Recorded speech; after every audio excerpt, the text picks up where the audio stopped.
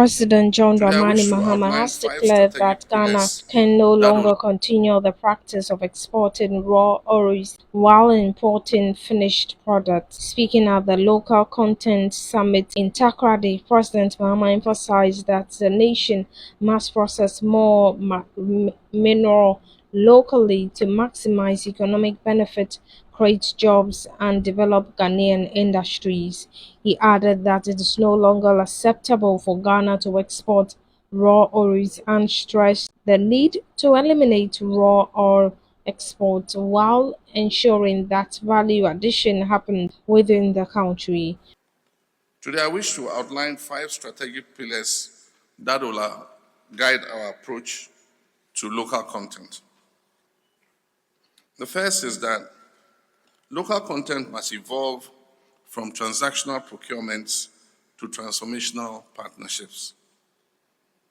This government is reviewing and refining our mining legislation and regulatory frameworks to ensure that Ghanaian enterprises move up the mining value chain, from suppliers of consumables to manufacturers of critical components, from service providers to innovators.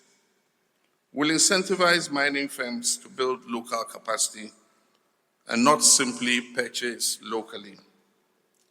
Equity participation, technology transfer, and knowledge sharing must become standard practice and not the exception.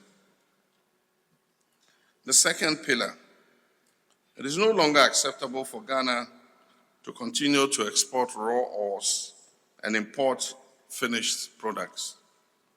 We must aim to eliminate raw ore exports within the next 5 years. We must support the establishment of refineries and bullion infrastructure. We must promote mineral-based industrial clusters. We must facilitate downstream processing of our bauxite, manganese, and lithium. We must align our mining strategy with the global green energy transition.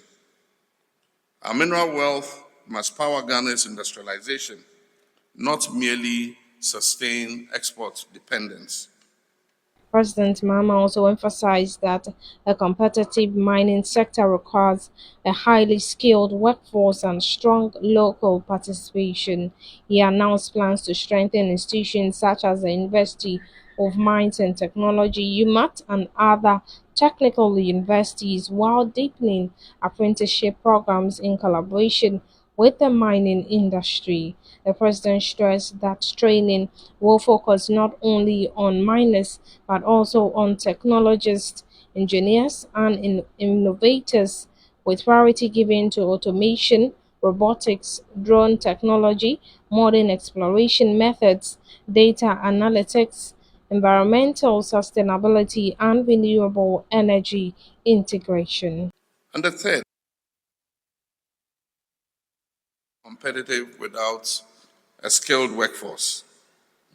And so we will strengthen institutions such as UMAT and our technical universities. We'll deepen apprenticeship programs in collaboration with the mining industry. We'll prioritize skills in automation and robotics, drone and modern exploration technologies, data analytics, environmental sustainability, and renewable energy integration. We must train not only miners, but also mining technologists, engineers, and innovators. The fourth, the future of mining is digital, sustainable, and technology-driven.